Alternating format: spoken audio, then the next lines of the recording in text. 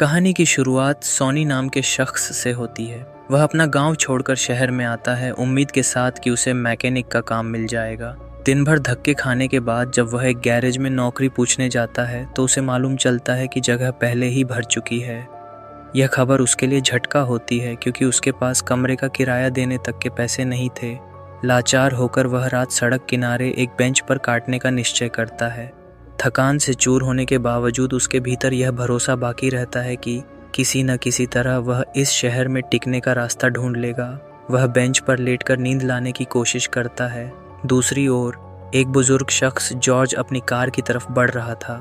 उसे अचानक एहसास हुआ कि कोई उसके पीछे पीछे आ रहा है। उसका अंदाज़ा सच साबित होता है। एक चोर उसका पीछा कर रहा था। जैसे ही जॉर्ज कार के पास पहुंचता है वह चोर अचानक उस पर टूट पड़ता है। जॉर्ज खुद को बचाने के लिए हाथापाई करता है, लेकिन चोर की ताकत उससे ज्यादा थी और धीरे धीरे जॉर्ज पर हावी होने लगता है। उसी समय पास की बेंच पर बैठा सोनी यह सब देख रहा था। जब हालात बिगड़ते देखे तो वह तुरंत दौड़कर जॉर्ज की मदद के लिए बीच में आ गया।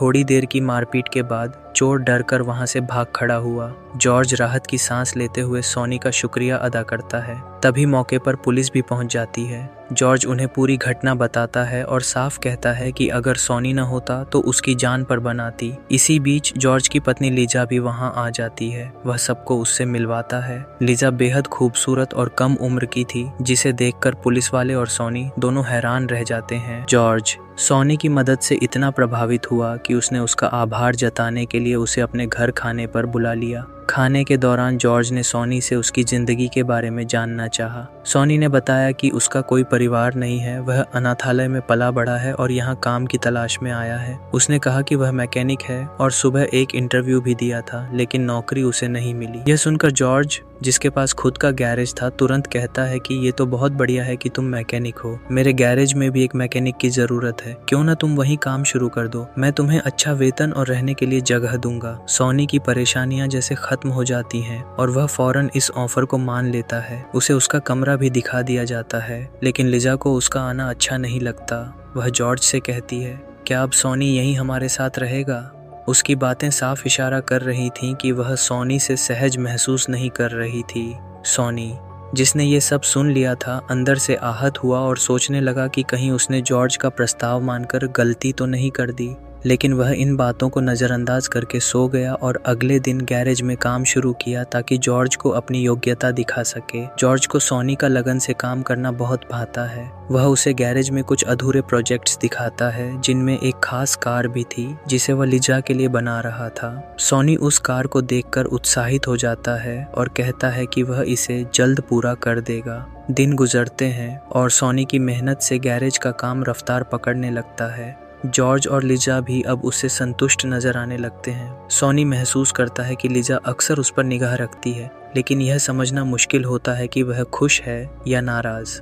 जब भी उसकी नजरें सोनी से मिलती हैं, सोनी हल्की मुस्कान दे देता है। एक रात सोनी देखता है कि लिजा अपने कमरे की खिड़की से उसे देख रही है। यह देखकर उसके मन में शक पैदा होता है कि शायद लिजा उसे पसंद करने लगी हो। एक दिन जब सोनी गैरेज से लिजा की ओर देख रहा था तो लिजा अचानक भड़क उठती है और कहती है, तुम्हें आखिर दिक्कत क्या है?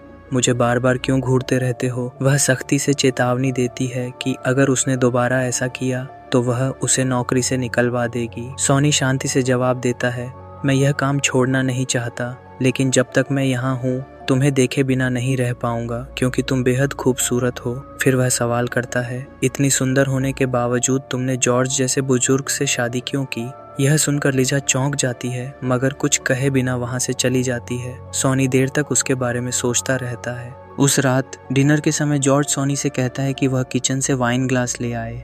किचन में लिजा बर्तन साफ कर रही थी। सोनी उसके पास जाकर खड़ा होता है और खुद को रोक नहीं पाता। वह हल्के से लिजा को छू लेता है। लिजा उसे मना नहीं करती, लेकिन इससे पहले कि कुछ और आगे बढ़े, बाहर से जॉर्ज की आवाज़ आती है और सोनी फौरन बाहर लौट जाता है। रात को अपने कमरे में सोनी को अपनी हरकत पर ग्लानि होती है और वह सोचता है कि लिजा उसके बारे में क्या धारणा बना रही होगी। अगले दिन कार के स्पेयर पार्ट्स की वेबसाइट देखते हुए सोनी को पता चलता है कि उनकी कार के लिए जरूरी पार्ट अब उपलब्ध है। यह खबर वह जॉर्ज को देता है, जो खुश होकर तुरंत उस पार्ट को लेने चला जाता है। जॉर्ज के जाते ही लिजा सॉनी के पास आती है और उससे निजी बातें करने लगती है। धीरे धीरे दोनों एक दूसरे के और करीब आ जाते हैं। थोड़े ही समय में जॉर्ज वह पार्ट लेकर लौटता है और सॉनी के साथ मिलकर कार को पूरा कर देता है। जॉर्ज बेहद खुश होता है क्योंकि यह कार वह लिजा को गिफ्ट करना चाहता था। कार देखकर लिजा भी उत्साहित हो जाती है और उसी रात वे कार के तैयार होने का जश्न मनाते हैं। जॉर्ज और सॉनी दोनों जमकर शराब पीते हैं, लेकिन जॉर्ज जल्दी ही नींद में डूब जाता है। यह मौका सॉनी के लिए लिजा के पास जाने का बन जाता है। वह फिर से वही सवाल करता है कि उसने जॉर्ज से शादी क्यों की।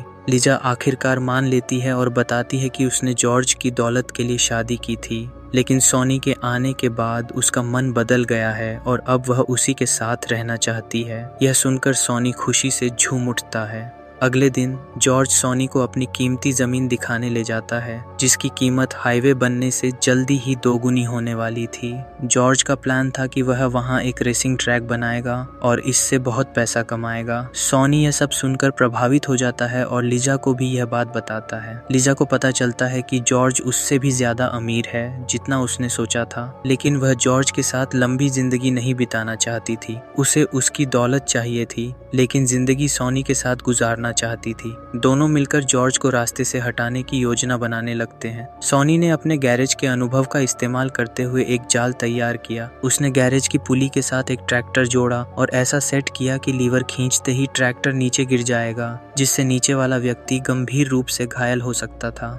सॉनी ने लिजा को यह डेमो एक तरबूज के साथ दिखाया और समझाया कि इससे जॉर्ज की मौत एक हादसे जैसा लगेगी। दोनों ने प्लान बनाया कि सॉनी जॉर्ज को गैरेज में लाएगा और लिजा लीवर खींचेगी। अगली सुबह सॉनी जॉर्ज को गैरेज में लाता है और बताता है कि ट्रैक्टर में कुछ समस्या है। दोनों ट्रैक्टर के नीचे काम करने लगते हैं। मौका पाकर सॉनी हट जाता है और लिजा लीवर खींच देती है, जिससे ट्रैक्टर जॉर्ज पर गिर जाता है और उसकी मौत हो जाती है। इस दौरान सॉनी का हाथ भी जख्मी हो जाता है और वह वहीं फंस जाता है। लिजा मदद करना चाहती है, लेकिन सॉनी कहता है कि वह कुछ सामान लेने के बहाने बाहर चले जाए ताकि कोई शक न हो। इसके बाद सॉनी पुलिस को बुलाता है और हादसे की सूचना देता है। पुलिस मौके पर पहुंचती है और तभी लिजा वापस आती है।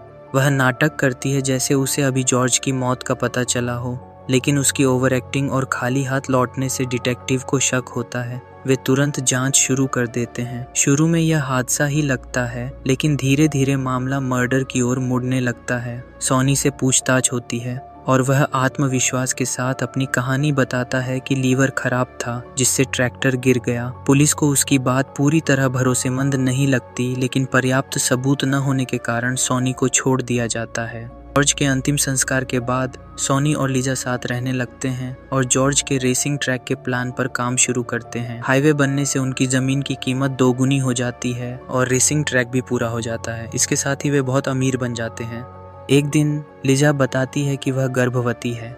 सॉनी यह सुनकर बेहद खुश होता है और दोनों मिलकर अपने भविष्य की योजनाएं बनाने लगते हैं, लेकिन पुलिस अभी भी उस केस की जांच कर रही थी। मेडिकल रिपोर्ट से पता चलता है कि ट्रैक्टर जॉर्ज पर 2 बार गिराया गया था। सॉनी इस बात का इनकार करता है, लेकिन डिटेक्टिव उसे एक वीडियो दिखाते हैं जिसमें लिजा लीवर खींचने की प्रैक्टिस करती हुई दिखाई देती है। यह सबूत था कि दोनों ने मिलकर जॉर्ज की हत्या की थी। हालांकि सॉनी के खिलाफ कोई ठोस सबूत न होने की वजह से उसे गिरफ्तार नहीं किया जाता। सॉनी जान जाता है कि पुलिस उसकी हरकतों पर नजर रखेगी। साथ ही लिजा के खिलाफ मौजूद सबूतों की वजह से उसे भी पकड़ा जा सकता है, जिससे उनके बच्चे का भविष्य खतरे में पड़ सकता है। इन बातों से सॉनी परेशान रहने लगता है। लिजा उससे पूछती है कि वह क्यों चिंतित है, लेकिन सॉनी जवाब नहीं देता। आखिरकार सॉनी अपने डर और अपराध बोध से हार मान लेता है और फैसला करता है कि वह पुलिस को सब सच बताएगा। वह पुलिस स्टेशन जाता है और कबूल करता है कि उसने जॉर्ज को उसकी दौलत के लिए मारा, लेकिन पूरा सच यह नहीं था। जॉर्ज की हत्या तो लिजा ने की थी और शुरुआती प्लान भी उसका ही था।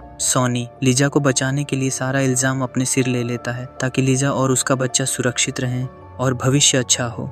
घर पर लिजा को सॉनी का एक पत्र मिलता है जिसमें उसने लिखा था कि वह लिजा और अपने बच्चे के लिए खुद को कुर्बान कर रहा है। वह जानता था कि पुलिस लिजा को पकड़ लेगी, इसलिए उसने सारा दोष अपने ऊपर ले लिया, लेकिन लिजा को उसकी कुर्बानी का कोई असर नहीं पड़ा। वह अपने बिजनेस को आगे बढ़ाती है और सॉनी की कमाई से शानदार जिंदगी जीती है। वह हर साल सॉनी को अपने बेटे की तस्वीरें और अपडेट भेजती रहती है। लेकिन कहानी में एक ट्विस्ट आता है। जो बच्चा सॉनी को दिखाया जा रहा था वह उसका अपना नहीं था। असल में वह बच्चा किसी अनजान औरत का था जिसकी तस्वीरों को काट छांट कर लिजा हर साल सॉनी को भेजती रहती थी। यहाँ एक बड़ा सच सामने आता है कि लिजा ने न तो सॉनी से मोहब्बत की थी और न ही जॉर्ज से। दरअसल उसने उस चोर के साथ मिलकर दोनों को धोखा दिया था ताकि जॉर्ज की सारी दौलत उनके हाथ लग जाए और उन पर कोई शक भी ना करे। यानी शुरू से ही यह पूरी चाल लिजा और उसके चोर बॉयफ्रेंड की थी। दूसरी तरफ जेल में सॉनी इस गलतफहमी में जीता रहता है कि उसकी पत्नी और बच्चा चैन की जिंदगी जी रहे हैं और यहीं पर फिल्म अपने अंत तक पहुंचती है।